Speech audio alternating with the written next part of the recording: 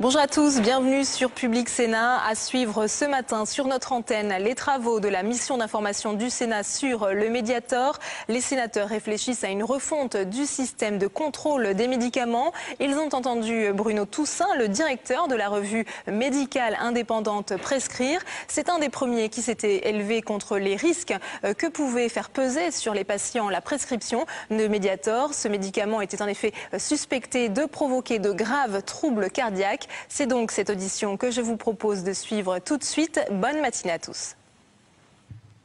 Bon, mes chers collègues, il ne faut pas que nous prenions de retard aujourd'hui parce que nous avons une matinée chargée, 4 auditions, et nous avons le plaisir, donc, pour la première audition, d'accueillir Monsieur Bruno Toussaint, qui est directeur de la revue Prescrire, à qui nous souhaitons bien entendu la bienvenue et que nous remercions d'avoir répondu à notre invitation.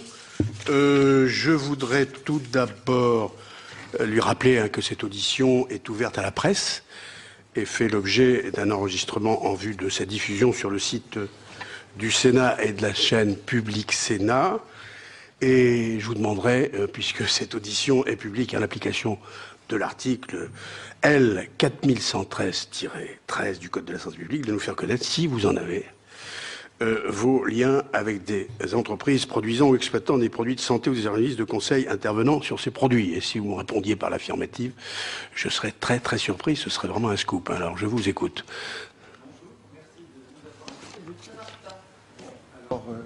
Appuyez sur le bouton rectangulaire. Ah bah. C'est rouge là. Est-ce que ça marche? Je ne sais pas. Vous me direz? Oui. Oui, ça a l'air de marcher. Merci. Oui. Merci d'avoir invité Prescrire, bien sûr. Et effectivement, comme tout rédacteur de Prescrire, je n'ai aucun lien d'intérêt avec aucune firme du domaine de la santé. Merci, Monsieur Toussaint. Donc, si vous le souhaitez, donc, vous avez la possibilité de faire une intervention liminaire,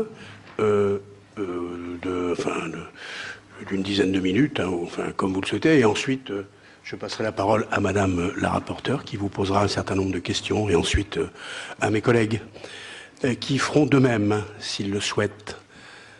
Donc, Monsieur Toussaint, vous avez la parole. Merci. Je vais tâcher d'être bref. Je crois que l'essentiel est de répondre à vos questions. Et le fait que l'émission, la séance soit enregistrée et parfaitement publique est une chose très importante en la matière. Un des éléments du drame du Mediator, qui a fait donc des milliers de victimes, des personnes atteintes par ce médicament, handicapées ou mortes, un des éléments importants, c'est effectivement le secret, la rétention d'informations. Et donc, il est très important qu'en antidote, il y ait au contraire beaucoup de transparence et d'information de l'ensemble des personnes. Voilà. Donc, pour nous, Mediator est non pas un cas isolé, une exception, une histoire française, comme on entend trop souvent dire, c'est au contraire le révélateur d'un ensemble de dysfonctionnements graves du système d'administration du médicament, que ce soit l'autorisation de mise sur le marché ou sa surveillance et les procédures de retrait du marché. Et ces procédures n'ont rien de spécifiquement français et ces dysfonctionnements n'ont rien de spécifiquement français. Les règles du jeu sont les mêmes, à quelques nuances près, dans tous les pays européens et même tout autour du monde. Donc il est très important, effectivement, que beaucoup de lumière, toute la lumière, soit faite sur ce cas Mediator, parce qu'il est très important d'en tirer beaucoup de leçons pour changer beaucoup de choses en France et tout autour du monde. Je crois qu'ensuite, on a mis là un ordre de grandeur des enjeux et je préfère répondre à vos questions. Très bien, écoutez, nous allons tout de suite passer aux questions. Madame la rapporteure, vous avez la parole. Merci. Par rapport aux propos que vous venez de tenir, quels sont les dysfonctionnements qu'il y a aujourd'hui sur le marché en matière d'autorisation et de retrait, au niveau français, au niveau européen, au niveau mondial? Et par exemple, est-ce qu'il y a une différence entre, pour vous, les dysfonctionnements qu'il y a eu, le Sénat a conduit une mission aussi sur ce médicament, entre le Vioxx et le Mediator? Autrement dit, est-ce que finalement, à chaque retrait d'un médicament, le Sénat, l'Assemblée nationale ou d'autres vont-ils être amenés à faire une mission d'information? Et est-ce qu'il y a des dysfonctionnements que nous avions d'ailleurs déjà pointés, nous, au Sénat, qui devraient être très rapidement mis en application? Mais oui, bien sûr. Alors, est-ce que vous pouvez me dire concrètement, pour vous, les dysfonctionnements qu'il y a au niveau de l'autorisation et du retrait, non seulement au niveau français, mais dans d'autres pays? Oui, oui, ce sont les mêmes problèmes partout, à quelques nuances près, mais vraiment les mêmes problèmes partout. Et vous avez tout à fait raison. Le désastre du Vioxx a été bien plus médiatisé, enfin est apparu comme bien plus américain, c'est un médicament américain, et les seules statistiques sérieuses qu'on ait eues, avec encore beaucoup d'incertitudes sur l'ampleur du dégât, l'ampleur du nombre de victimes, ont été américaines, et en France, on n'a quasiment rien su. Mais les ingrédients sont les mêmes, et effectivement, tous les dysfonctionnements qui ont été mis à jour après le scandale du Vioxx, y compris bien sûr dans l'enquête sénatoriale, tous ces dysfonctionnements sont toujours à l'œuvre, puisque sensiblement rien, aucune des préconisations faites à l'époque n'ont été mises en œuvre. Donc les conditions n'ont pas changé et nous en sommes toujours là. Et donc il y a eu Mediator, et si rien ne change encore, il y aura d'autres désastres de grande ampleur, c'est évident. Pour nous, c'est évident. Alors si on reprend la liste, mais qui est déjà connue, probablement, au départ, il y a ce concept d'AMM qui est accordé au vu d'un dossier qui est monté par la firme elle-même. Donc la firme est placée dans un conflit d'intérêts radical, enfin massif, d'origine, puisque les pouvoirs publics demandent à la firme pharmaceutique d'évaluer elle-même le médicament dont elle demande l'autorisation en vue de gagner de l'argent. Alors c'est un conflit d'intérêts massif. Il faut que la recherche sur le médicament, et en particulier la recherche clinique, ne soit plus financée majoritairement par l'industrie pharmaceutique. Ça place l'industrie dans un conflit d'intérêts insoluble, à notre avis. Alors ensuite, il y a bien sûr les critères d'obtention d'AMM, tant qu'il n'est pas réellement exigé des preuves de progrès thérapeutique apportées par le nouveau médicament par rapport aux moyens dont on dispose déjà, nous serons confrontés à des médicaments qui feront courir des risques injustifiés aux patients.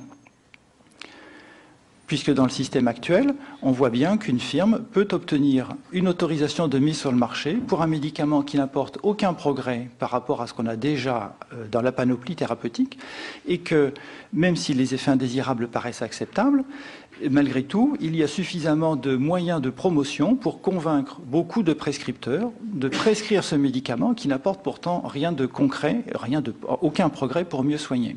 Donc l'affaire est rentable sans dégager aucun progrès. Et bien entendu, étant donné les inconnus qu'il y a autour des effets indésirables dans le dossier d'AMM, le dossier d'autorisation de mise sur le marché, qui n'a porté que sur quelques centaines, quelques milliers parfois dans le meilleur des cas, quelques centaines de patients, bien sûr, une fois que le médicament est distribué largement dans la population, sur des centaines de milliers de personnes, des milliers de personnes, on découvre de nouveaux effets indésirables, et parfois très graves, et parfois moins rares qu'on ne pensait. Oui. Continuez, après je vous poserai une question là-dessus. Continuez sur le... D'accord. Il avait peut-être terminé, non pas encore. Allez-y, je vous en prie. Oui, j'allais conclure que donc le système actuel en France et ailleurs d'autorisation de mise sur le marché est trop perméable à des médicaments qui n'apportent aucun progrès, voire qui sont des régressions thérapeutiques. Et malgré cela, les firmes pharmaceutiques ont suffisamment de moyens de promotion pour gagner de l'argent avec de tels médicaments. Et donc le système perdure, et donc les patients, la population, reste exposée à beaucoup trop de médicaments plus dangereux qu'utiles. Parlons concrètement. Vient d'être publiée une liste de 77 médicaments, dont par exemple un médicament pris par énormément de personnes qui s'appelle le Levothyrox, dont certains médecins nous disent, enfin moi je ne suis pas médecin, simple citoyen, que si on leur retirait cette prescription, ils auraient des problèmes thyroïdiens conséquents et autres.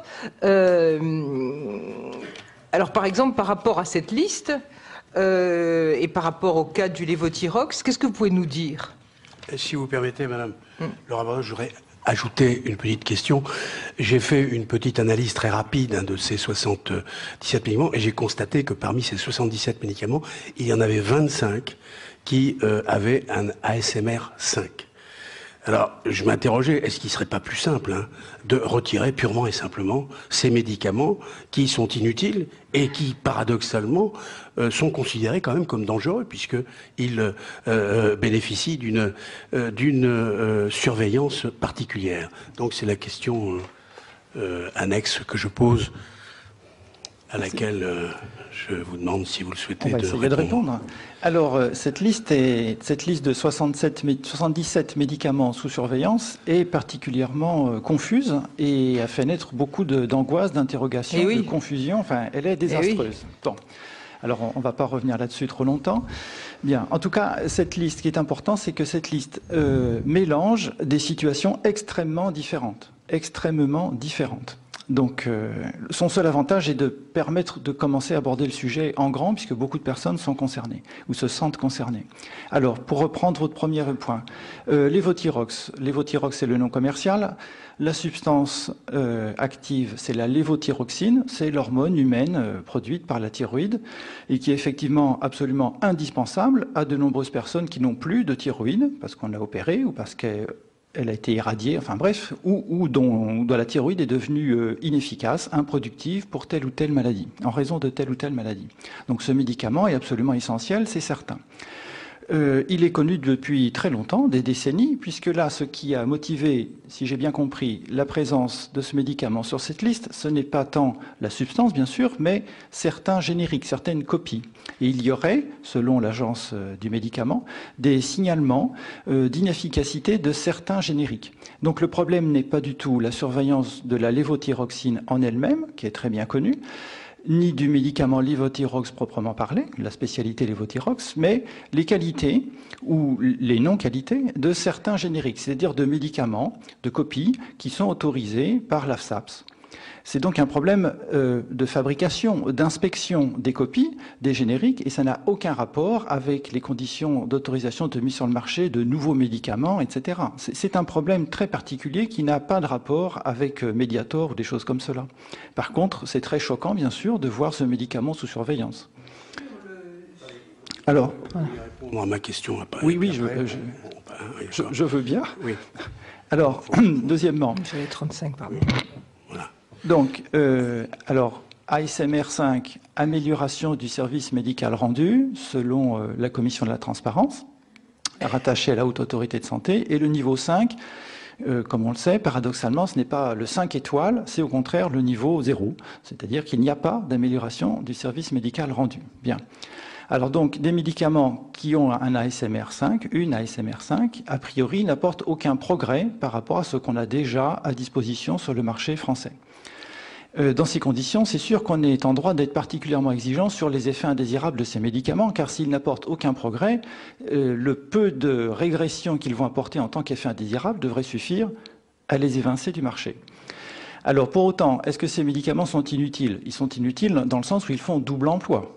Bon, ça c'est certain. Alors devrait-il être retiré? Moi je n'ai pas analysé la liste sous cet angle, donc je ne peux pas aller plus loin, mais je peux apporter ces éléments de réflexion. Merci. Vous avez dit que quand un médicament a été mis sur le marché, pour vous, le principal obstacle était le fait que, effectivement, la recherche clinique était financée par l'industrie pharmaceutique.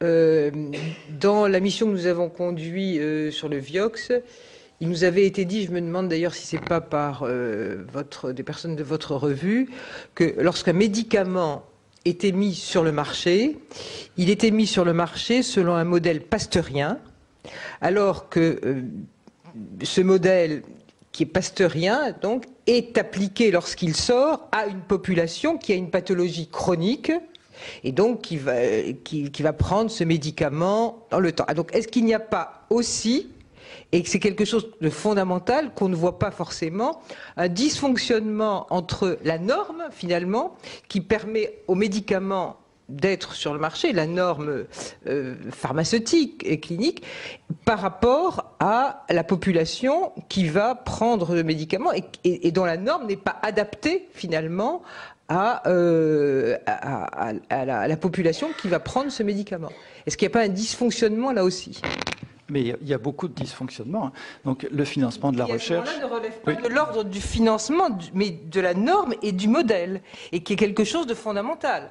On a plusieurs normes qui font fonctionner un certain nombre de systèmes qui sont quelque part invisibles. Et puis à partir du moment où la norme explose, enfin je sais pas, la notion par exemple de travail qui fonde le système de la sécurité sociale. Et puis quand on est dans un système où il y a de plus en plus de chômage, eh ben, on voit qu'elle explose. Mais il faut qu'il y ait de plus en plus de chômage pour qu'elle explose et qu'elle soit visible aux yeux de tous.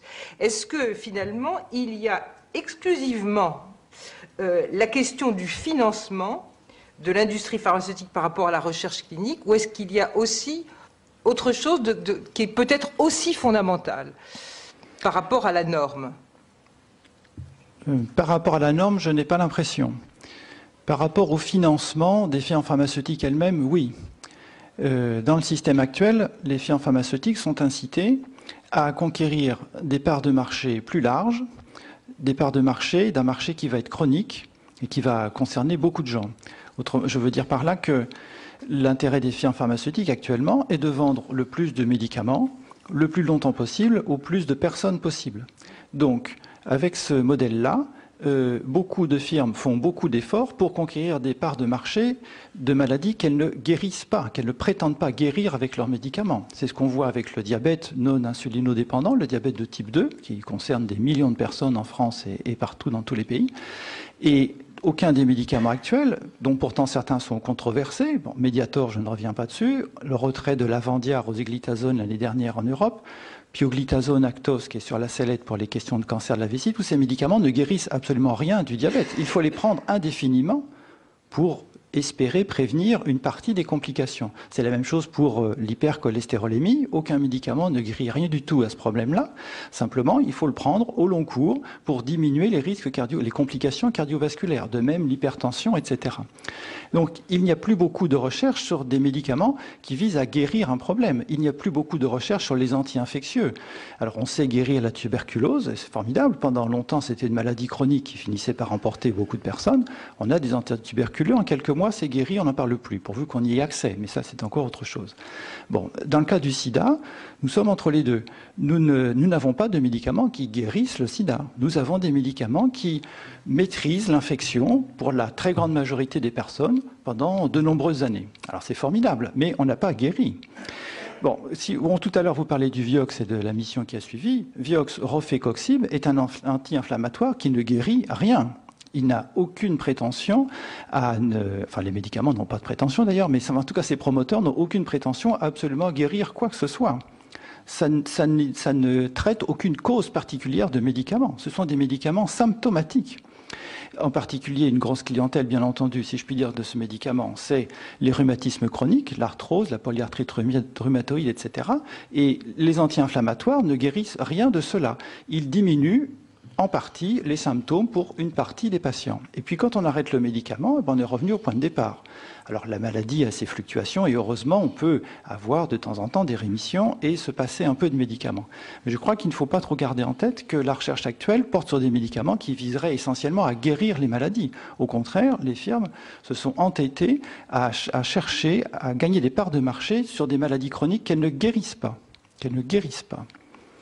Madame la rapporteure. Vous avez écrit en mai, dès mai 97, vous avez publié un certain nombre d'articles sur le Mediator. À quelle date, finalement, ce médicament aurait dû être retiré de la vente? Et puisque vous avez, par exemple, sur le Mediator, écrit des articles dès 97, est-ce que vous avez sur d'autres médicaments écrit un certain nombre d'articles dont personne ne s'occupe finalement aujourd'hui et qui pourraient aujourd'hui être retirés de la vente? Parce qu'on est sur une mission concernant le Mediator, mais sur l'ensemble de la problématique médicamenteuse, qui aussi a pour objet d'essayer de faire le clair et en même temps de restaurer la confiance, parce qu'un certain nombre de personnes doivent aussi prendre des médicaments. Et c'est important aussi de le dire, en sachant que tout médicament a des effets aussi indésirables. Oui, tout à fait.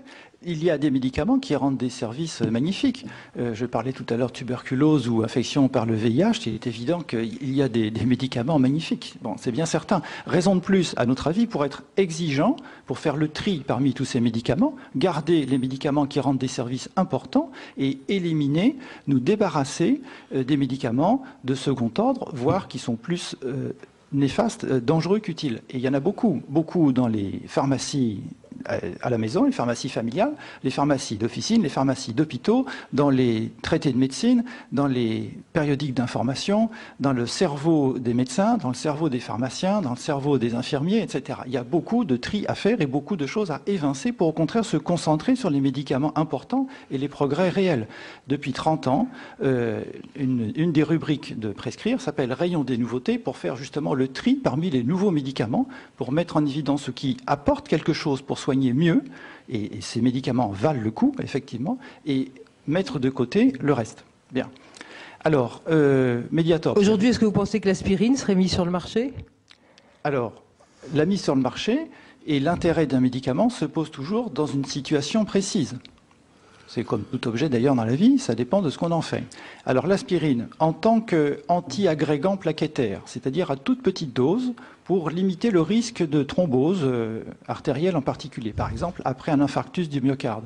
Oui, c'est un médicament très utile, qui a ses limites, hein, bien entendu, ça augmente aussi le risque d'hémorragie, mais c'est un médicament très utile. C'est le médicament de référence dans cette situation. Très bien. Par contre, à titre de médicament contre la fièvre ou contre les douleurs, c'est totalement dépassé. Et il n'y a pas de raison de se servir de l'aspirine aujourd'hui, à part certaines habitudes, certaines traditions et le fait que le médicament est encore sur le marché. Voilà.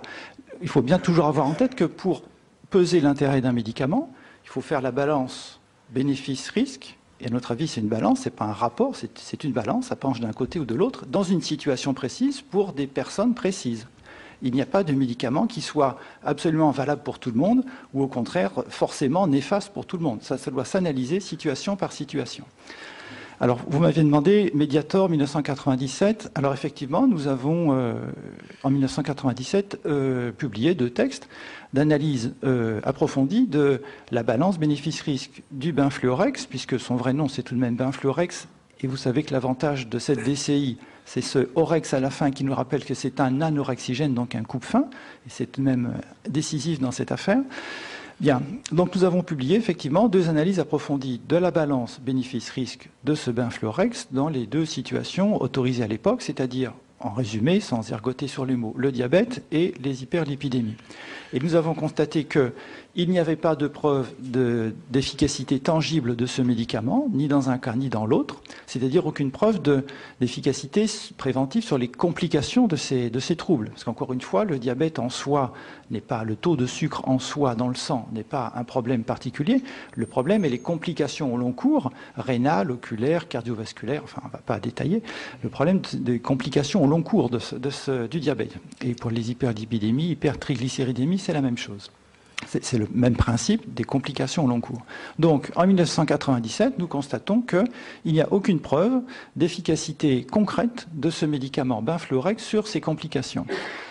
Donc, dans le plateau efficacité, bénéfice, eh bien, sensiblement rien. Un effet placebo, un effet sur quelques variables sanguines, mais sans traduction concrète dans la vie des personnes. Donc, très peu de choses. De l'autre côté, côté risque, eh bien, il y a cette parenté avec la fenfluramine, la dexfenfluramine, enfin c'est un coupe-faim, Benfluorex encore une fois, et donc il nous paraît que ce médicament va inévitablement exposer aux effets indésirables de cette famille de médicaments, même si nous avons à l'époque trouvé très peu de données. Donc à notre avis, il y avait à l'époque, et c'est ce que nous avons écrit explicitement, pas de raison de se servir de ce médicament, et nous avons écrit qu'à notre avis, il y avait lieu de revoir sa présence sur le marché et sa prise en charge par l'assurance maladie. Nous l'avons écrit aussi simplement que ça, je crois, en conclusion du texte, enfin des 2 textes, puisque nous avons fait 2 volets. Donc à notre avis, à l'évidence, en 1997, ce médicament devait être retiré du marché. On aurait sûrement pu le voir plus tôt. J'ai cru comprendre des actualités récentes que, par exemple, l'administration belge avait examiné le dossier en 1977, je crois, et conclu déjà à cette époque le même principe, côté efficacité, rien de concret, effet indésirable, fort probable, les effets indésirables des coupe-fins, et donc la balance penche du mauvais côté, c'est-à-dire du mauvais côté pour le médicament, du bon côté pour les patients qui sont mis à l'abri des dangers de cette chose-là. Alors, y en a-t-il d'autres? Sans aucun doute. Chaque année, grosso modo, et les statistiques précises sont publiées dans Prescrire, et en particulier dans chaque numéro de février, chaque année, donc, Prescrire étudie les nouveautés du marché, alors arrivées sur le marché français. Et chaque année, il y a quelques médicaments qui nous apparaissent plus dangereux qu'utiles, qui ne sont non pas des progrès, non pas des doubles emplois, mais des régressions thérapeutiques. Des régressions thérapeutiques. Alors, nous n'en tenons pas la liste précise à prescrire. Nous cherchons à apporter l'information au fur et à mesure, au fil des mois, au fil des années, à apporter l'information aux professionnels de santé, à charge à eux ensuite d'utiliser ces informations pour adapter leurs décisions en les partageant avec les patients concernés.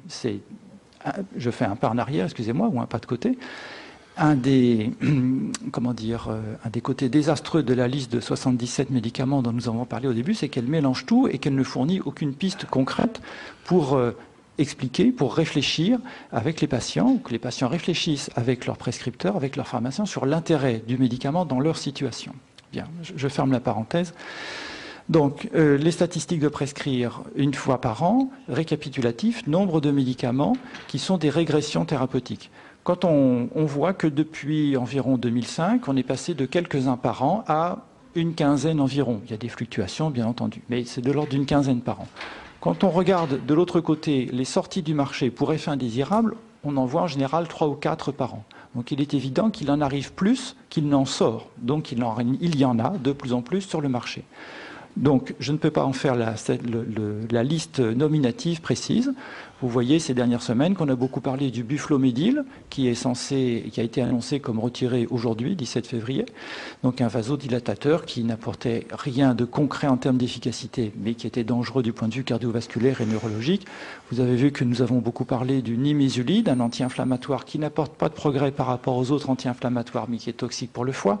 Vous avez vu que nous parlons de la pioglitazone, Actos, qui est un antidiabétique, qui n'apporte là non plus rien de concret, en tout cas rien qui soit démontré en prévention des complications du diabète, mais qui augmente le risque de cancer de la vessie, qui est une maladie grave, difficile à soigner.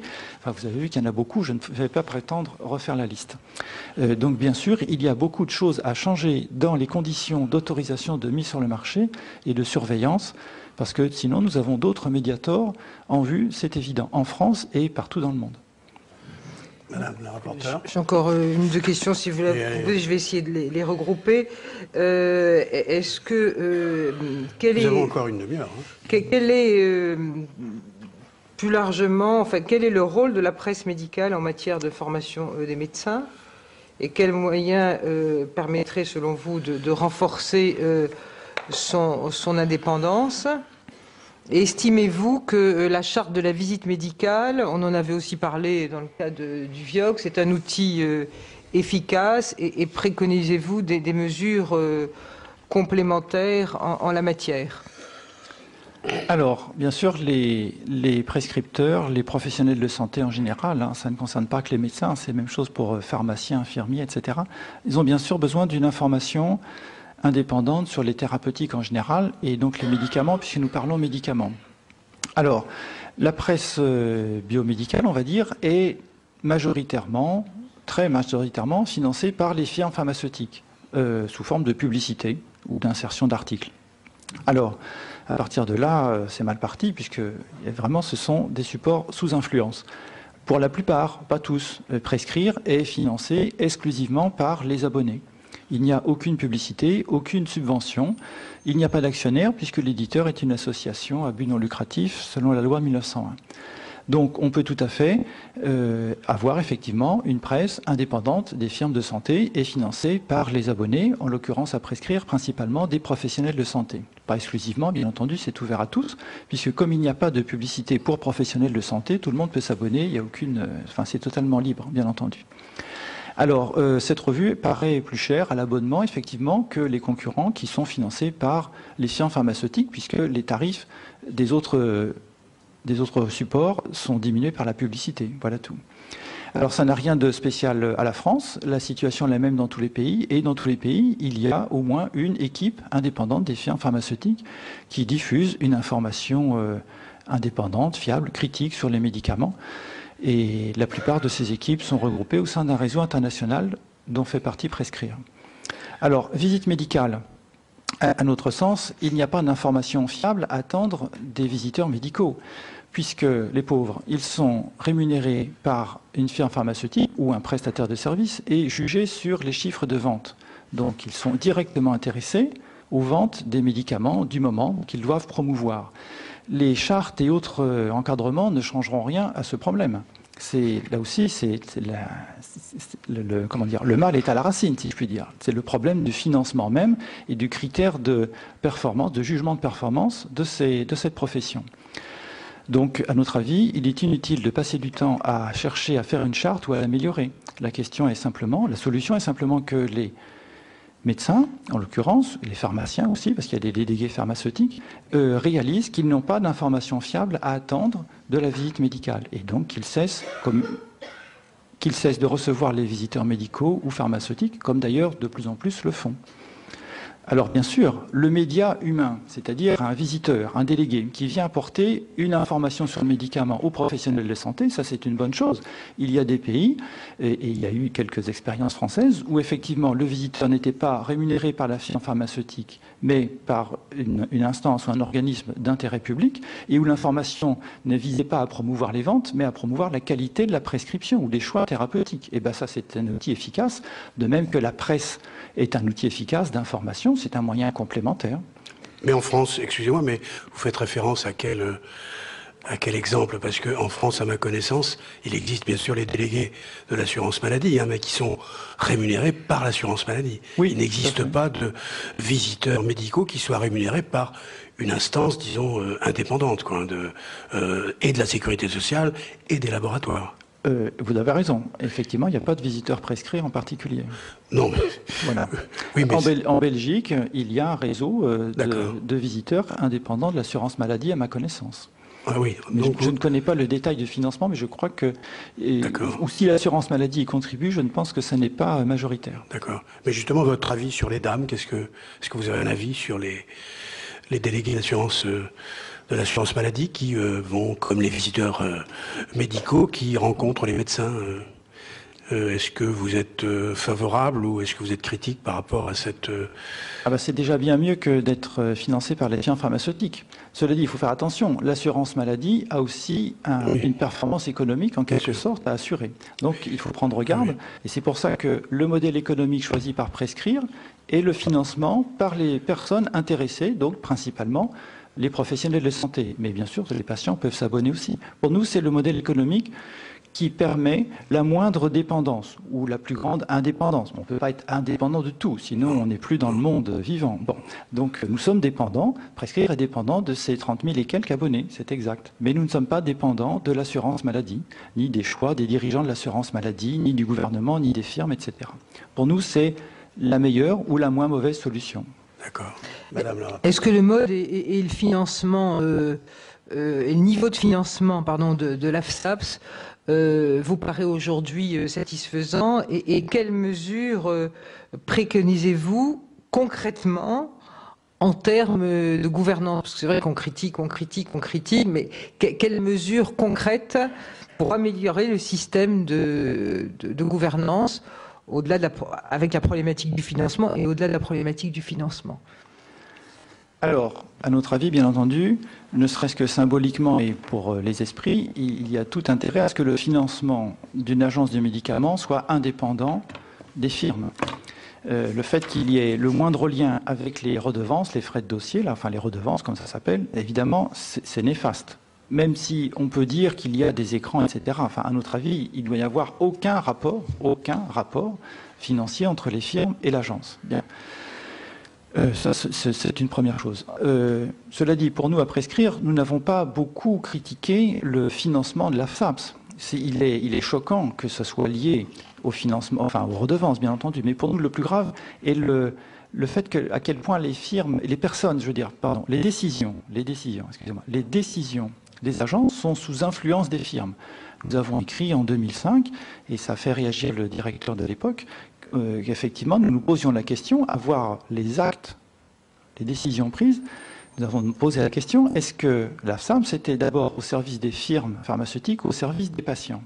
Puisque trop souvent, dans les décisions finalement prises par la FSAPS ou proposées par la FSAPS, c'est l'intérêt des firmes, l'intérêt économique des firmes pharmaceutiques qui passe avant. Alors, avant l'intérêt des patients. Et on le voit avec Mediator.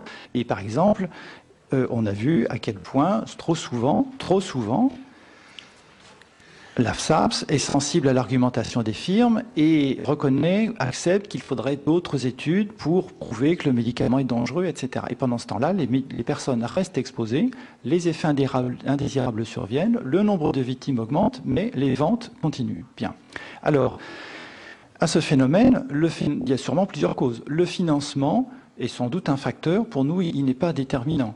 Il y a sans doute un état d'esprit général, et je ne sais pas comment ça se traduit en gouvernance, mais pour nous, il y a un état d'esprit que la mission des décideurs, des personnes qui travaillent à la FSAPS, est d'abord la protection des personnes, des patients, de la population.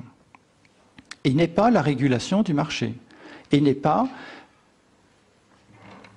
les négociations avec les firmes pharmaceutiques. Et n'est pas de rendre service aux firmes pharmaceutiques, c'est-à-dire d'octroyer l'AMM en allant un peu plus vite ou de retarder les retraits du marché.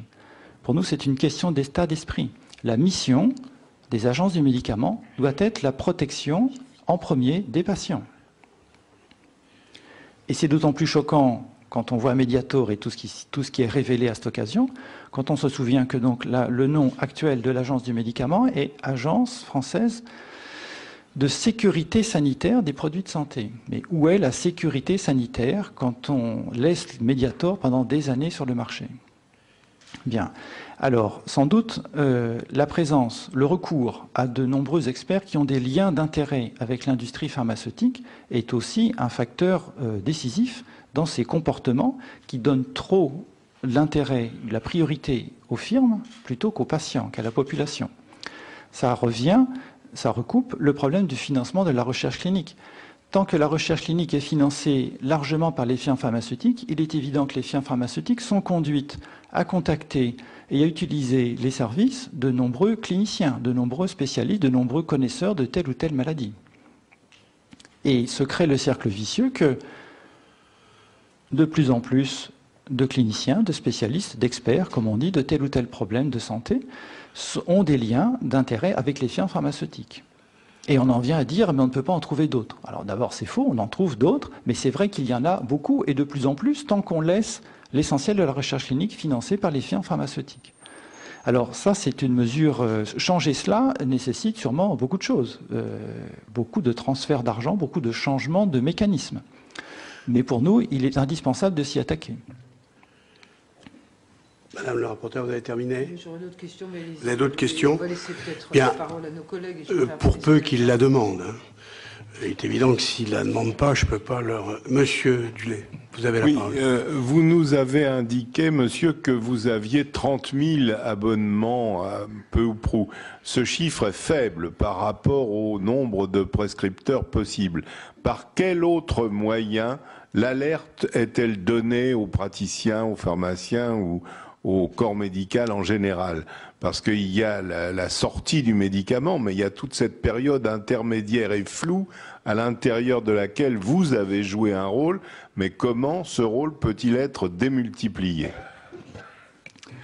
Alors, il y a effectivement un peu plus de 30 000 abonnés à prescrire actuellement, c'est-à-dire environ un quart des médecins généralistes français et environ 5 à 6 000 pharmaciens pour environ 20 000 officines. Je ne compte pas les hôpitaux. Alors effectivement, c'est une minorité, dans chaque profession, c'est une minorité seulement qui est abonnée à prescrire. cette minorité est en train d'augmenter parce que, bien entendu, Mediator ouvre les yeux à beaucoup de personnes, professionnelles ou non, réalisent qu'une grande partie de l'information du médicament est sous l'influence et entre les mains des firmes pharmaceutiques. Directement, on a parlé de la visite médicale, de la presse, on n'a pas parlé des congrès, mais on aurait pu, et puis l'évaluation même des médicaments. Alors, d'où peut venir par ailleurs l'alerte? Alors, elle devrait venir, à notre avis, des agences du médicament, encore une fois. Les agences du médicament devraient être, à notre avis, en priorité au service de la protection de la santé des personnes, en priorité. Alors bien sûr, les agences du médicament diffusent une certaine information. De ce point de vue-là, on peut dire que les choses ont progressé depuis les années 80, par exemple, ou 90, par exemple, sur le site de l'Agence européenne des médicaments. Pour les médicaments dont elle a conseillé l'autorisation, il y a des rapports d'évaluation. Ce sont des choses qu'on ne connaissait pas ou guère avant, durant les années 80-90. En particulier les années 70, je n'en parle pas. Alors il y a donc de petits progrès de ce point de vue-là, mais ils sont très lents et il faut bien sûr les encourager beaucoup. À notre avis, donc l'information, elle devrait venir beaucoup plus de l'agence du médicament, AFSAPS ou autre, quel que soit le pays. On a aussi les avis de la Commission de la transparence qui sont intéressants, qui sont en ligne. On peut critiquer parfois la lenteur de la mise en ligne, il y a des fois des délais qui nous paraissent curieux. Malgré tout, et on doit bien sûr avoir en tête que là aussi il y a des conflits d'intérêts qui sont à l'œuvre, il y a aussi de l'influence par les firmes pharmaceutiques. Malgré tout, c'est déjà une information tout de même bien plus intéressante que ce qu'apporte le visiteur médical ou la publicité ou les relais d'opinion plus ou moins clairement financés par l'industrie pharmaceutique. Ensuite, bien entendu, j'ai bien entendu un lien d'intérêt. Tout le monde peut s'abonner à Prescrire. Il n'y a aucune interdiction, bien entendu. Il y a aussi d'autres sources d'information hors de France. Il y a des périodiques ou des sites d'information belges, par exemple, francophones, qui apportent une information intéressante. Et puis, si on fait l'effort de s'intéresser à la langue anglaise et de déchiffrer au moins l'anglais biomédical, qui n'est pas Shakespeare, on peut avoir beaucoup d'informations. Bien entendu, le plus souvent, cette information est payante. Ça, c'est évident qu'à notre avis, l'information de qualité est payante et n'est pas gratuite. Merci. Une autre question? Oui, Monsieur Le Maine. Merci, Monsieur le Président. Je voulais savoir, vous savez qu'il y a à peu près 50% des prescriptions médicamenteuses qui sont données, qui sont pour des médicaments hors AMM. Est-ce que votre revue analyse aussi de très près cette somme de médicaments importants qui sont délivrés? Alors, le statut de médicament, c'est le statut le plus sûr, ou le moins mauvais, comme on veut, des produits de santé. Il est clair que le statut de médicament avec autorisation de mise sur le marché, c'est mieux que le statut de complément alimentaire ou de dispositif médical. Et c'est pour ça que c'est aussi une des raisons pour lesquelles il faut être exigeant, et à notre avis très exigeant, sur l'autorisation de mise sur le marché du médicament. Parce qu'encore une fois, un médicament essentiel muni d'une autorisation de mise sur le marché, c'est le maximum de garantie de qualité de l'outil thérapeutique. Bien. Alors, c'est pour cela que Prescrire met la priorité de ses moyens en matière d'analyse de nouveaux médicaments sur les médicaments avec autorisation de mise sur le marché. Bien. Alors, cela dit, bien entendu, il ne faut pas confondre l'AMM et l'état de la science. L'autorisation de mise sur le marché est une autorisation en réponse à la demande d'une firme pharmaceutique qui souhaite avoir une part de marché dans telle situation clinique, tel problème de santé pour tel type de patient, pour tel médicament, à tel dosage et dans telle et telle condition. C'est très étroit par rapport à l'ensemble des problèmes de santé qu'il y a à traiter. Bien. Donc c'est logique qu'il y ait des prescriptions hors AMM. Alors, le problème est de savoir si ces prescriptions hors AMM sont bien conformes aux données de la science. C'est la difficulté. Alors, Prescrire n'étudie pas méthodiquement l'ensemble des prescriptions hors AMM. C'est un champ difficile à analyser et immense. Par contre, Prescrire, dans une autre rubrique rayon des nouveautés, mais la rubrique stratégie en l'occurrence, analyse et compare les choix thérapeutiques non pas par spécialité pharmaceutique, non pas du point de vue réglementaire, mais du point de vue de l'évaluation comparative de la balance bénéfice-risque des divers traitements face à tel ou tel problème de santé. Et si nous constatons que pour tel problème, les données montrent que la meilleure solution est tel médicament et qu'en France, il n'est pas autorisé dans cette situation, eh bien nous le disons et nous incitons les abonnés à examiner ce choix de près et probablement à faire ce choix pour certains patients. Alors bien sûr, nous incitons donc parfois à prescrire hors AMM. Ce n'est pas souvent, parce que souvent la prescription hors AMM ne correspond pas à une bonne évaluation comparative de la balance bénéfice-risque et du progrès par rapport aux autres médicaments, aux autres traitements. Mais cela peut arriver, bien sûr. Merci. Madame Blandin, Rapidement, quelles sont les ressources humaines et les méthodes de l'équipe de Prescrire ? En résumé, alors les ressources humaines sont affichées de façon assez transparente en page 2 de couverture, c'est l'ours de la revue Prescrire. Et donc, en résumé, on peut dire que l'équipe compte une centaine de personnes, beaucoup à temps partiel, et donc il y a environ, il y a environ 70 équivalents temps plein, si on peut parler comme cela. Bien.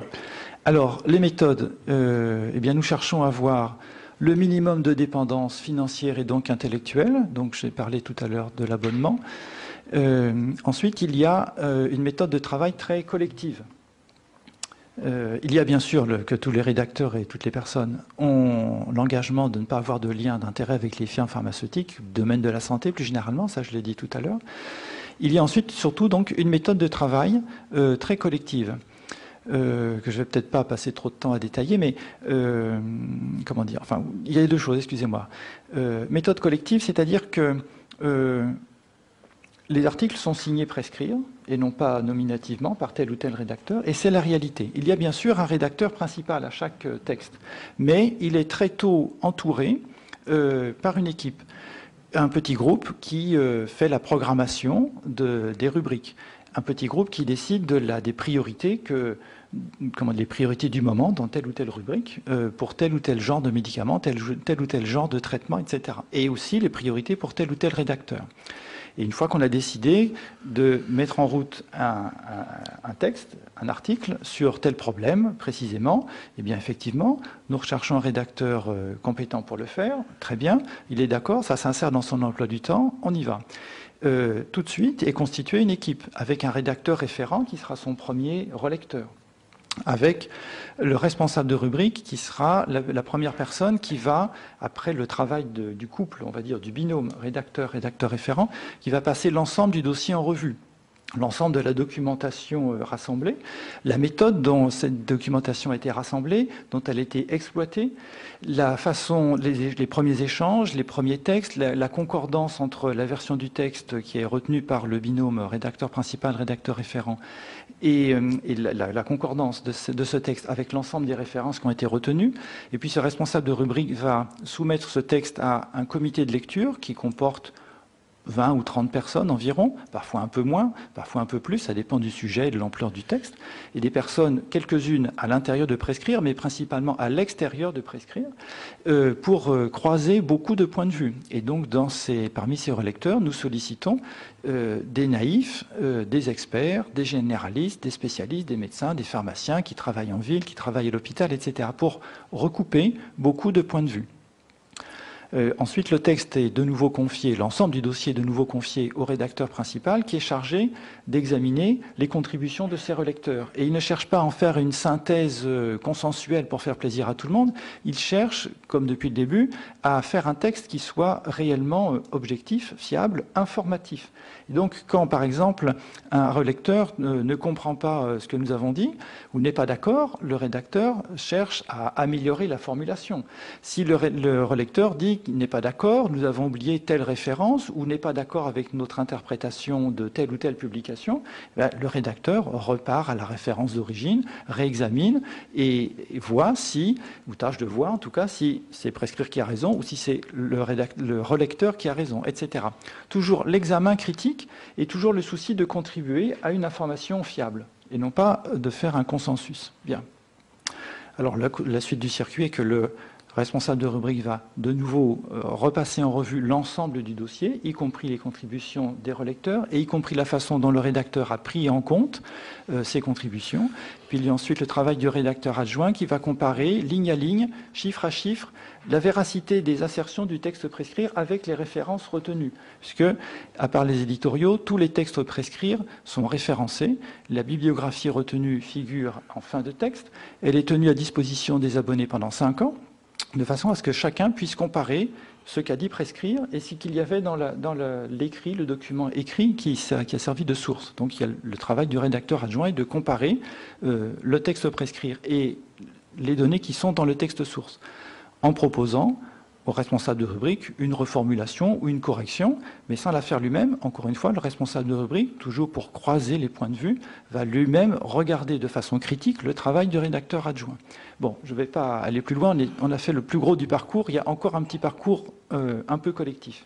Donc, voilà, travail collectif, et puis j'ai parlé documentation, il y a bien sûr toujours une méthode de recherche documentaire, soit de veille documentaire pour de petits textes d'actualité, mais de recherche documentaire méthodique pour la plupart des textes, et en tout cas tous les dossiers approfondis, en particulier pour le rayon des nouveautés dont nous parlons tout à l'heure. Et si j'ai encore quelques instants, je peux dire que pour les nouveaux médicaments, nous interrogeons toujours méthodiquement, selon une méthode, un protocole qui évolue, que nous adaptons bien sûr, mais les principes sont toujours d'interroger la firme pharmaceutique concernée, parce que nous estimons qu'elle est responsable d'une information sur le produit qu'elle vend. Nous interrogeons l'agence du médicament car nous estimons qu'elle est responsable de l'information du médicament qu'elle a autorisé ou dont elle a recommandé l'autorisation. Nous interrogeons la littérature scientifique et nous interrogeons les autres équipes indépendantes, comme Prescrire, tout autour du monde, et en particulier celle du réseau ISDB. J'arrête là. Merci. Je pense que vous avez obtenu la satisfaction au-delà de ce que vous espériez. Hein. Madame Rosier. Oui. Monsieur,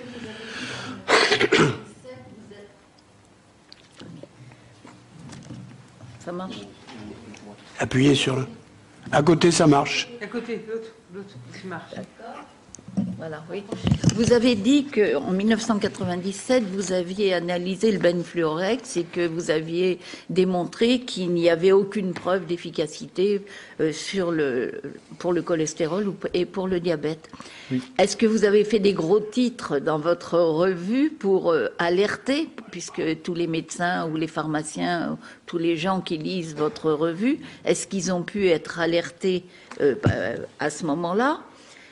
Est-ce qu'il y a eu des retombées des firmes pharmaceutiques disant que vous gâchiez le travail ou que je ne sais quoi ? Et comment votre revue, justement, est-elle ressentie par ces firmes et aussi par tous les organismes que je vais appeler nationaux qui sont chargés du contrôle, de la vigilance, etc. Vous ne devez pas être très bien vu. Ça dépend par qui. Et puis, autre question, est-ce que votre revue est accessible aux béotiens ? Est-ce que, quand on n'y connaît rien en médecine ou en pharmacie, est-ce qu'on peut comprendre, suivre et profiter des choses que vous publiez ? Sur la revue, je voudrais simplement compléter.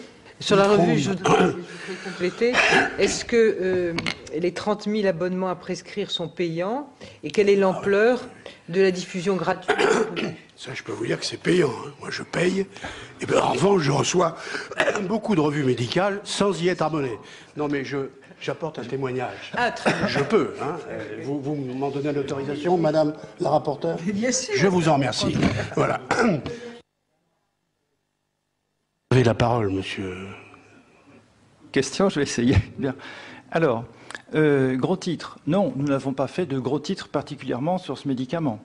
Les articles de mémoire faisaient 3 pages avec un titre comme pour les autres articles du numéro de cette catégorie. Rétrospectivement, bien sûr, on peut le regretter. Et d'un autre côté, là, aujourd'hui, nous sommes concentrés sur Mediator, mais nous avons bien vu que c'est un révélateur. Nous avons entendu tout à l'heure qu'il y a beaucoup de problèmes qui se posent. Et donc, si nous faisons que des gros titres, surtout, ça n'aura pas l'effet. Bon, donc, nous importe nous apportons l'information et nous tâchons de titrer de façon proportionnée à l'ampleur du texte et nous ne cherchons pas à faire de sensationnel là-dessus. Bien. En plus, à l'époque, il n'y avait pas encore de preuves concrètes des effets indésirables. Pour nous, ce qui suffisait à ne pas utiliser ce médicament, et à le retirer du marché, c'était le fait que pas d'efficacité concrète et de très forts doutes sur ces effets indésirables, puisque c'est un coup fin, et il nous paraissait qu'il n'y avait pas lieu d'attendre d'avoir des victimes. Bon, et voilà tout. Je veux dire qu'à l'époque, là je n'ai pas le numéro avec moi, mais à l'époque, il y avait probablement dans la rubrique vigilance, qui est centrée sur les effets indésirables des médicaments, des choses plus urgentes encore que ce dossier-là. L'essai était sur 34 patients. L'essai que vous avez publié, était enfin, les comptes rendus, les analyses, oui. C'était 5 patients sur 34. Oui. Il y avait bien entendu déjà très peu d'informations sur les effets indésirables de ce médicament. Mais bon, on va pas. Il faut que je réponde à d'autres questions là. Alors je vais perdre le fil, je pense. Alors est-ce que prescrire est accessible ? Prescrire est accessible sur abonnement. Voilà. Alors effectivement, il n'est pas à la gare. On ne peut pas s'abonner à la gare. Bon, ni au kiosque. Pourquoi ? Je vous l'ai dit tout à l'heure, c'est le seul modèle économique qui jusqu'à présent a paru fiable à l'équipe et qui de fait est efficace, puisque prescrire est né à la fin des années 70 grâce à une subvention du ministère de la Santé qui a été bien utile pendant une dizaine d'années, mais l'équipe avait bien en tête d'organiser le sevrage de cette subvention et d'obtenir un financement par les abonnés. Et ce qui a été difficile, et ce qui est souvent difficile, mais fonctionne bien depuis lors. Donc c'est réellement faisable, possible. Tout le monde est rémunéré à prescrire. Il y a bien entendu l'envie de bien faire, un certain militantisme, c'est certain, mais tout le monde est rémunéré correctement. Bien.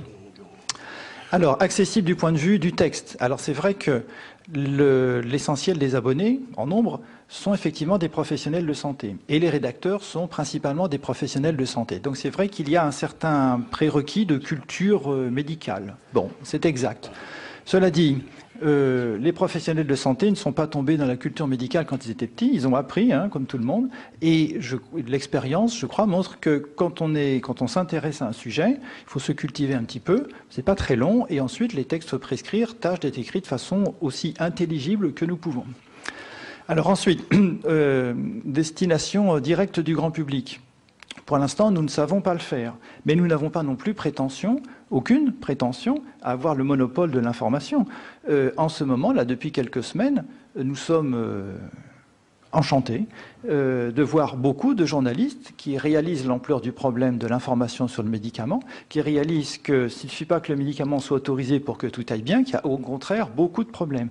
Et donc, beaucoup de journalistes utilisent prescrire pour leur texte. Et nous trouvons ça magnifique. De la même façon que Madame Frachon, médecin spécialiste, lisait prescrire, et a raconté qu'en lisant prescrire, elle a réalisé qu'il y avait peut-être bien du Benfluorex à l'origine de tel et tel malade dont elle constatait les problèmes cardio-pulmonaires. Et ensuite, vous savez la suite, donc je ne vais pas revenir là-dessus. Donc voilà, prescrire apporte une information fiable pour tout le monde. Le financement, c'est par l'abonnement et pas en kiosque. Voilà tout. Oui. Non, alors, diffusion gratuite. Attendez, diffusion gratuite. Non, il n'y a pas de diffusion gratuite de prescrire. Il y a des échanges avec d'autres revues, avec d'autres périodiques. Alors, on peut dire que c'est gratuit, c'est un échange, c'est du troc, mais c'est quelques centaines d'exemplaires d'abonnement. Oui, alors si vous me permettez, Madame le rapporteur, je vais apporter une réponse à Madame Rosier en ce qui concerne la réputation que vous avez auprès des firmes. Ah oui, j'ai pas vu ça. Monsieur Lajoux vous considère comme une milice privée. Voilà. Peut-être, oui, c'est le terme qu'il a employé. Très bien. Oui. Voilà. Alors, effectivement, c'est privé, ça c'est sûr. Milice, je ne crois pas. En tout cas, je suis désarmé. Alors, ce qui est certain, c'est que là aussi, il faut bien faire attention. Là, jusqu'à présent, j'ai parlé les firmes, les médicaments. Bon, bien entendu, c'est comme les humains, il y a beaucoup de variétés. Les firmes pharmaceutiques, il ne faut pas les considérer forcément toutes dans le même sac.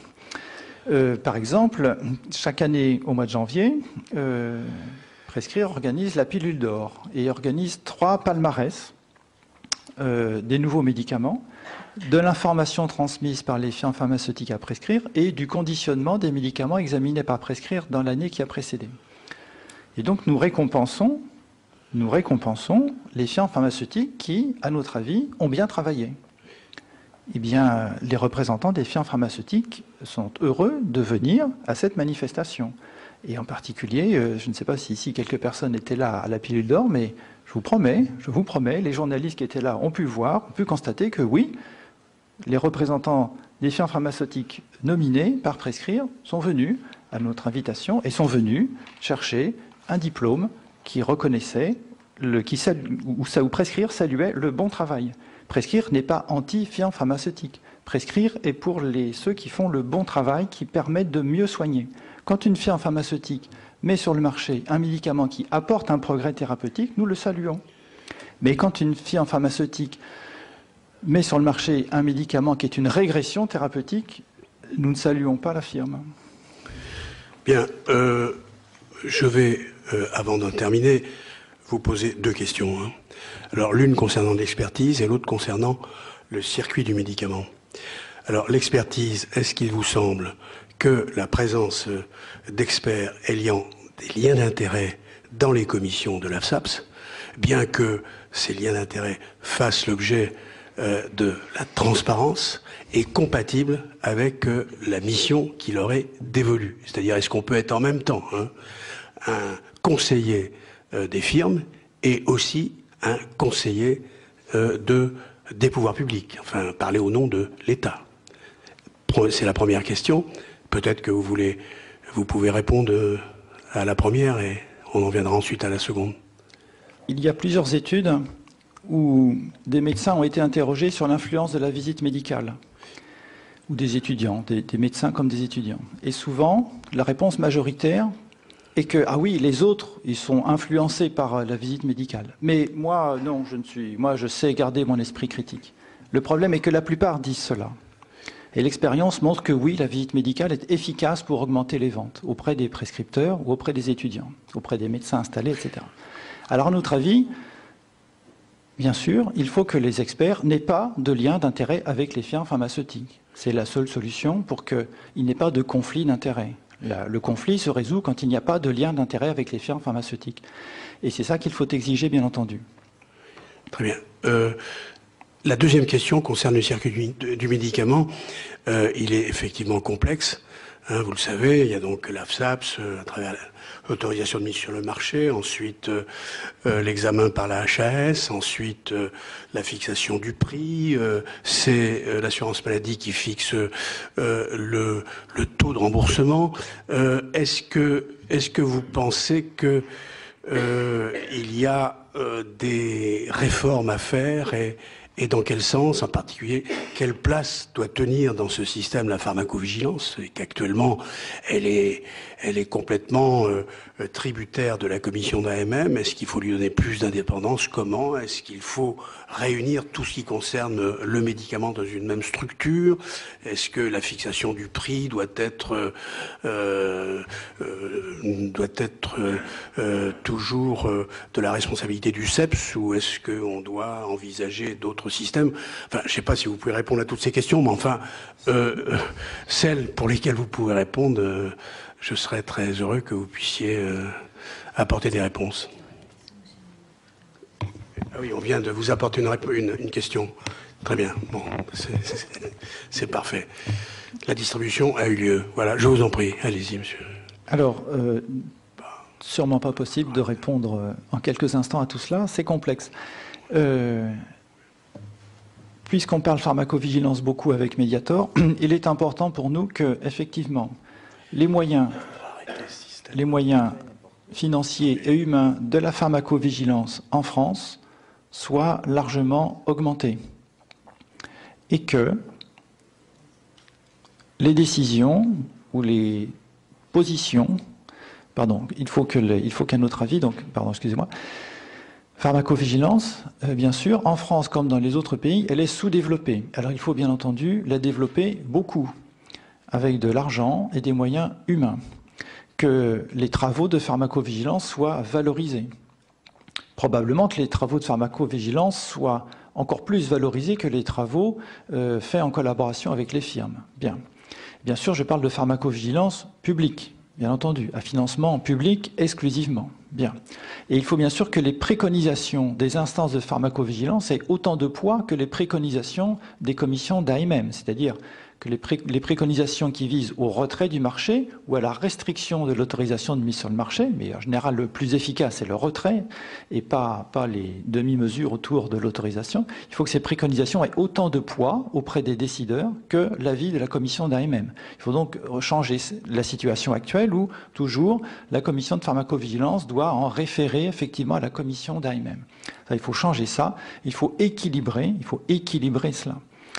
Équilibre, c'est sans doute un mot-clé aussi du cap qu'il faut, enfin, du nouveau système qu'il faut mettre en place. Il faut bien davantage équilibrer les rapports de force. Actuellement, les firmes pharmaceutiques sont omniprésentes dans le système et le rapport de force est totalement déséquilibré. Tout à l'heure, on m'a demandé les moyens de l'Agence du médicament. Alors, grosso modo, le budget de fonctionnement de l'Agence du médicament, c'est de l'ordre de 100 millions d'euros, si j'ai bien compris, par an. Et on voit, pour en aller très court, on voit que le chiffre d'affaires de la firme Servier, c'est de l'ordre de 3 milliards. Et c'est une firme, et ce n'est pas la principale française. Bien. Ce n'est pas la première, même si elle est bien placée. Donc il y a une énorme disproportion de moyens. Et les firmes pharmaceutiques sont donc omniprésentes. Elles financent la recherche clinique, elles financent bon nombre d'experts, elles financent une bonne partie de la formation des professionnels de santé, par exemple de la presse ou de l'enseignement post-universitaire, comme on dit, ou de la formation médicale continue. Elles financent une bonne partie des associations de patients. Elles sont omniprésentes. Il faut rééquilibrer les rapports entre les acteurs de la santé et il faut remettre les firmes pharmaceutiques à leur place. Merci. Est-ce qu'il y a d'autres questions? Oui, je vous en prie. Vous avez la parole. Merci, Monsieur Milon. Merci, Monsieur le Président. Excusez-moi, mais j'étais obligé de sortir un moment, donc je n'avais pas vu que vous aviez distribué les questions. Oui, mais vous avez eu votre question, donc vous pouvez la poser. Je vous en prie. Merci, Monsieur Toussaint. J'ai écouté avec beaucoup d'attention tout ce que vous avez dit et j'ai pris assez de plaisir à vous entendre. J'ai, moi, une petite question qui va peut-être vous sembler un peu perfide, mais je voudrais quand même vous la poser. Votre revue, depuis 40 ans, donc, fait des analyses de médicaments. Et est-ce qu'elle s'est trompée, parfois, dans ces analyses? Et est-ce que, quand vous êtes trompé, vous en avez informé vos lecteurs de ces erreurs que vous avez pu faire? Eh bien, j'espère que nous avons informé, pardon. Alors, il y a de toute façon... Oui. Il y a deux rubriques régulières. Une qui s'appelle précision correction, où nous corrigeons les coquilles ou les erreurs, effectivement, factuelles que nous avons commises. Et il y en a quelques-unes chaque mois, pas beaucoup, bien entendu, avec notre système, mais quelques-unes. Et il y a d'autre part une rubrique qui s'appelle prescrire en question, qui est à la fin de la rubrique, et où nous publions en particulier toutes les contestations écrites que nous adressent les firmes pharmaceutiques. Donc nous publions la contestation de la firme et nos arguments. De même que nous avons publié, par exemple, en 2005, la lettre que nous avait adressée le directeur de l'ASAPS, qui trouvait que nous allions beaucoup trop loin au sujet du benfluorex, du dextropropoxyphène, etc. Alors nous avons publié sa lettre et notre réponse aussi. Bien. Alors, est-ce que nous nous sommes trompés lourdement sur l'appréciation de tel ou tel médicament? Sincèrement, je ne crois pas que nous nous soyons trompés souvent. Nous avons fait marche arrière sur un médicament orphelin, la galzidase, dans la maladie de Fabry, je crois. Si je me suis trompé, il faudra me corriger. Voilà. Au vu des données accessibles à l'époque, nous avons trouvé que ce médicament apportait vraiment beaucoup. Et puis ensuite, avec l'apparition d'autres données, nous avons vu que le progrès était bien moindre que ce que nous avions cru. Et bien, nous avons publié une réanalyse avec plus de recul de l'ensemble du dossier, et tout le monde peut le constater. Nous avions primé ce médicament dans notre palmarès annuel, et la correction figure désormais dans chaque palmarès. Je crois que nous ne nous sommes pas souvent trompés grâce à cette méthode de travail et grâce au fait que nous avons toujours en tête l'intérêt premier des patients. Nous n'avons pas d'autre a priori. Nous ne sommes pas pro-firme ou contre-anti-firme. Nous ne sommes pas pro-Servier ou anti-Sanofi. Ce n'est pas notre problème. Nous cherchons à informer les professionnels de santé pour soigner mieux dans l'intérêt premier des patients. Madame la rapporteure. Oui, tout à l'heure, en réponse à la question de M. Lemaine, à un moment, vous avez dit, la balance bénéfice-risque est faite aussi pour que le patient ait le choix. Bon, j'ai, par exemple, je suis maniaco-dépressif ou j'ai une polyarthrite aiguë et j'arrive pas à m'en sortir. Bien évidemment, à chaque fois qu'un médicament sort, je vais essayer de tenter le coup parce que c'est tellement insupportable qu'il faut que ma souffrance puisse être allégée. Alors, le patient, souvent, il a une prescription, il croit ou il croit pas à la prescription du médecin, il a envie de faire son choix, il modifie quelquefois lui-même son traitement. Il y a quelque chose là qui est de l'ordre à la fois de l'indécision, mais parce que le patient, il ne sait pas très bien où aller. Alors, le choix de patient, il peut faire son choix, mais il est obligé aussi de se guider aussi avec ce que va lui dire le médecin et avec peut-être un nouveau médicament qui va sortir, qui aura peut-être un effet indésirable, mais qui va peut-être le soulager. Bien sûr. Mais il y a beaucoup qui sont dans ces situations-là. Bien sûr, c'est très difficile. C'est très Par exemple, je me délicat. rappelle quand il y a eu la sortie du Prozac, il y a quelques années, c'était merveilleux, etc. Et puis on s'aperçoit que le Prozac crée des tendances suicidaires. Bien sûr. Bien sûr que pour beaucoup de problèmes de santé, la décision est difficile à prendre. Et bien sûr que les patients ont intérêt à utiliser la prestation de service d'un professionnel de santé, du médecin par exemple, pour les médicaments sur prescription. Bien entendu, c'est pour ça que Prescrire tâche de diffuser une information qui permette de prendre les décisions sur des bases solides, c'est-à-dire faire le tour des connaissances, savoir ce qu'on sait, ce qu'on ne sait pas, et puis décider ensemble en conséquence. Bien sûr, c'est difficile. Ça ne peut pas se faire tout seul. Enfin, ça peut se faire tout seul, bien entendu, mais pour que ça se fasse au mieux, il y a tout intérêt à utiliser, effectivement, un professionnel de santé, à dialoguer avec lui, à poser des questions. Qu'est-ce qu'on gagne à prendre ce médicament? Que se passe-t-il si on ne le prend pas? Est-ce qu'il y a de meilleures solutions? Qu'est-ce qu'on risque à prendre ce médicament? Etc. C'est pour ça qu'à notre avis, il faut être exigeant sur les conditions d'AMM et il faut que l'AMM soit octroyé avec des éléments de comparaison par rapport à ce qu'on a déjà comme traitement. Parce que pour la plupart des situations, il y a déjà des traitements disponibles qui ont leurs limites, bien entendu, mais qui ont aussi leur qualité. Donc il s'agit de savoir si, à l'occasion du nouveau médicament, on ne risque pas plus pour moins d'efficacité. Alors l'expérience montre que oui, dans les nouveaux médicaments, chaque année, il y a des médicaments qui sont moins efficaces ou moins intéressants que ceux qu'on a déjà, ou qui sont plus dangereux que ceux qu'on a déjà, sans surcroît d'efficacité. Et je ne reviens pas sur Vioxx et compagnie. C'est la même problématique. Donc bien sûr, c'est très difficile. Alors, cela dit, l'ampleur du désastre là, du Mediator, qui vient après Vioxx, comme vous avez dit, et la série Vastatine il y a plus longtemps, et puis le DES, enfin on ne va pas remonter trop loin, nous espérons à Prescrire qu'au moins toutes ces souffrances vont servir tout de même à une meilleure prise de conscience de la réalité que beaucoup de nouveaux médicaments ne sont pas meilleurs, voire font pire que les anciens, que les médecins et les professionnels de santé ont très grand intérêt à utiliser des sources indépendantes d'informations sur le médicament, et pas que Prescrire. Bref, nous espérons que toutes ces souffrances dues au Mediator vont permettre une bien meilleure prise de conscience et réflexion de l'ensemble de la société.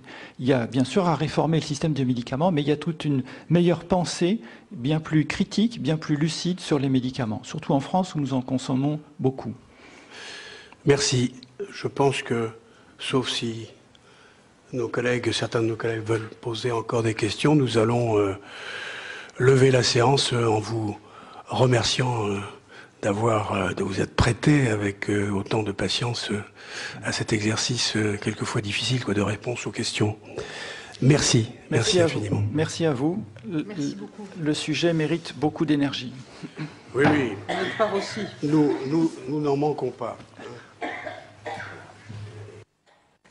Nous allons donc terminer cette série d'auditions ce matin par l'audition de monsieur le professeur Pierre-Louis Druet, président du Collège de médecine générale, que je remercie d'avoir répondu à notre invitation.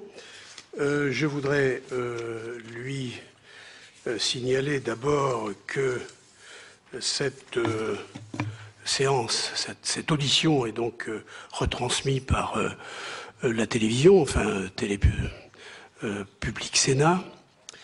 Et je voudrais aussi lui demander, conformément, hein, bien entendu,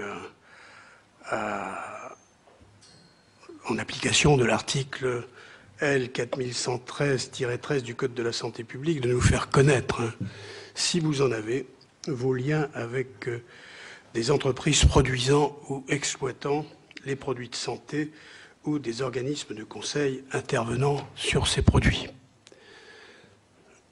Vous avez la parole. Merci, Monsieur le Président, Monsieur, Mesdames les sénatrices. C'est moi qui vous remercie de m'inviter à cette audience et d'inviter la médecine générale à s'exprimer sur le sujet, puisqu'elle est quand même hautement concernée, on va dire. Ah oui. Je suis le président du Collège de la médecine générale et j'ai pendant été 8 ans président du Collège national des généralistes enseignants, qui est une structure qui gère l'enseignement de la médecine générale et qui a contribué et participé à la création de la discipline et du diplôme d'études spécialisées. Et en tant que tel, j'ai quitté cette présidence au mois de novembre. Pendant les années passées, j'ai géré un conflit d'intérêts au sein même du Collège national des généralistes enseignants, puisque pour des activités de type scientifique, de recherche, il y a eu un certain nombre de contributions et de partenariats avec le monde de l'industrie pharmaceutique. Et j'en citerai 3 principalement, parce que certaines perdurent avec le collège, et donc je suis pour autant concerné, étant membre du collège. Le laboratoire Sanofi Aventis, pour la production d'un recueil bibliographique médecine générale qui est fait tous les ans et qui recense les 100 articles scientifiques les plus contributifs à l'activité et à la pratique de la médecine générale. Le laboratoire GSK, dans le cadre de formations qui touchent à la fois au secteur du patient dépressif et au secteur de la relation entre le patient et le médecin.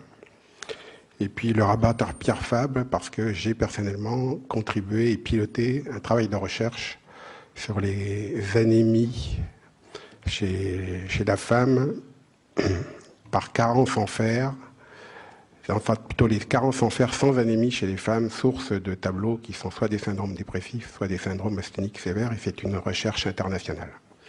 Voilà les 3 conflits d'intérêts que je souhaite nommer. Oui, c'est des conflits, enfin ce sont des liens d'intérêt. Hein. Des liens d'intérêt. Hein, en aucun cas. Il faut distinguer le lien d'intérêt du conflit d'intérêt, mais enfin, c'est des liens d'intérêt personnels ou des liens d'intérêt que votre collège a avec ces laboratoires. C'est par le biais du collège. D'accord. C'est-à-dire ce sont des contributions à cette activité. En ce qui me concerne, je n'ai aucun lien d'intérêt personnel. D'accord. En tant qu'être rémunéré par ces structures dans des activités qui seraient ou ponctuelles ou pérennes. Est-ce que ça pose pas problème hein, de savoir, enfin je ne mets pas en doute votre intégrité. Non, je vous en prie, bien sûr. Est-ce que vous ne pensez pas que, dans la période actuelle, hein, à plus forte raison demain, hein, est-ce que vous ne pensez pas que le fait qu'une société savante comme la vôtre soit financée, même partiellement, par l'industrie pharmaceutique, ne porte pas ombrage hein, sur la qualité ou l'impartialité des avis ou des conseils ou des préconisations qu'elle peut être amenée à émettre.